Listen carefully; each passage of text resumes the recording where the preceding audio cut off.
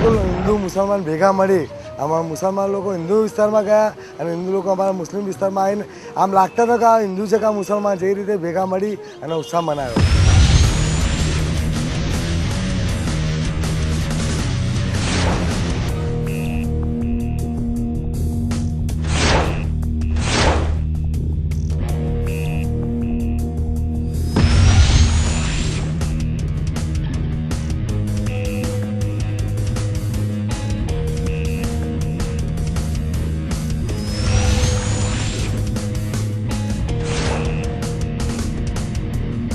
નરેન્દ્ર મોદી સાહેબ પોલમ બજારમાં જે વિસ્તારમાં આવ્યા મુસ્લિમ વિસ્તારમાં અમારા તો શાંત દેખાય એટલે લોકો એમના પાછળ દોડ્યા અને નાના નાના છોકરા મોદી મામા કહીને એમના પાછળ પડ્યા.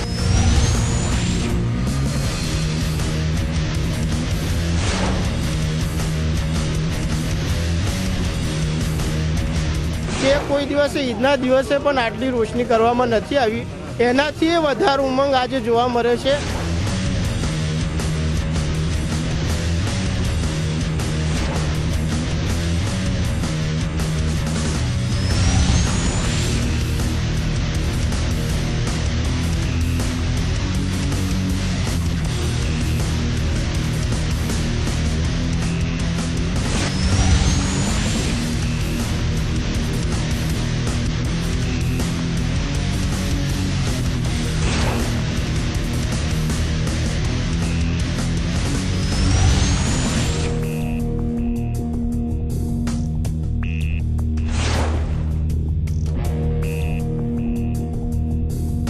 આજ દિન સુધી એટલા વિકાસના કામો નથી થયા જેટલા વિકાસના કામો ચાલુ વર્ષે થયા છે. ગોધરા નગરનો જે વિકાસ છે, ગોધરાનો જે કાયાપલટ છે એ આખે ઉડીને વળગે એવી છે.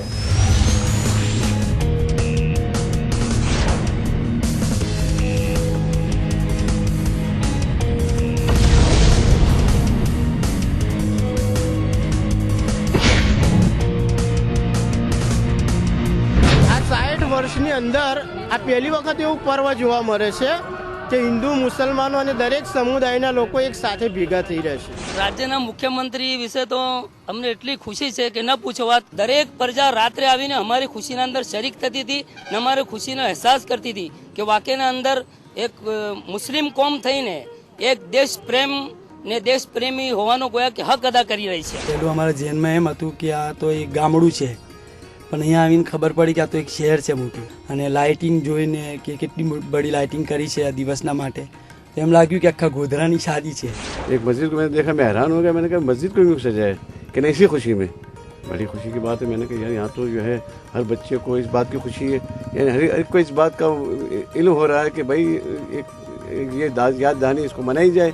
और बूढ़ों को भी देखा, वो बड़ी खुशी से आ रही. बूढ़ी औरतों को मैंने देखा कि वो भी तशरीफ ला रही है. મોડી રાત્રે સુધી નાચ્યા અને 60મો પ્રજાસત્તાક દિન એક અનેરો આનંદ લઈને આપીને અમને ગયો અને અમે આ જે ઉત્સવ છે એ ખરેખર આખી જિંદગી ભૂલી નહીં શકીએ એ રીતનો અમે ઉજાવ્યો છે. શ્રી નરેન્દ્રભાઈ મોદીનો આભાર વ્યક્ત કરીએ છીએ કે આ આટલો મોટો તહેવાર અમારા નાના ગામમાં આવીને આ એક સાથે અમને બી એના સાથે જોડીને અમને બી ઉજવણી કરાવી રહ્યા છે. અને માનનીય નરેન્દ્ર મોદી સાહેબને હું સેલ્યુટ કરું છું કે આપ આવા જ રહેજો.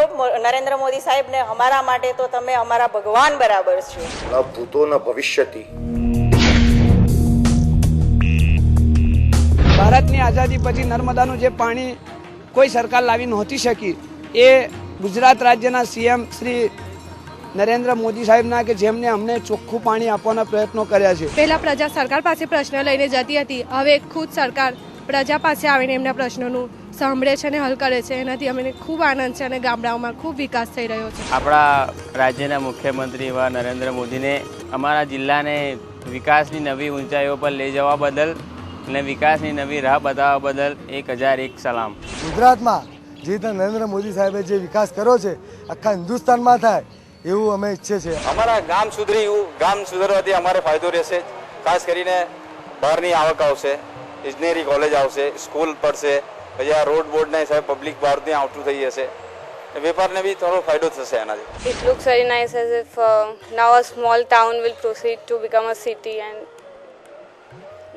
everyone will get advantage of new services. Modi સાહેબનું જે નેતૃત્વ છે અને એ નેતૃત્વ ચાલુ રહે તો ગુજરાત દુનિયામાં એનો નંબર ક્યાંનો ક્યાં આમે પહેલો નંબર તો છે, પણ એ અમેરિકા ઇંગ્લેન્ડની પણ હરોળમાં જઈ શકે છે. ગોધરાની ગલીએ ગલીએ ફરશો તો નવા રોડ બનેલા છે, લાઇટિંગની વ્યવસ્થા છે, કોઈ જગ્યાએ ગંદકી જોવા મળતી નથી. 60 વર્ષની અંદર બહેનો માટે જે યોજનાઓ મુખ્યમંત્રી શ્રીએ મૂકી છે તેઓ અત્યાર સુધી અમે કોઈ મુખ્યમંત્રી જોયા નથી. વિકાસની આરે દોડી રહ્યું છે ગોધરા, પંચમહાલ.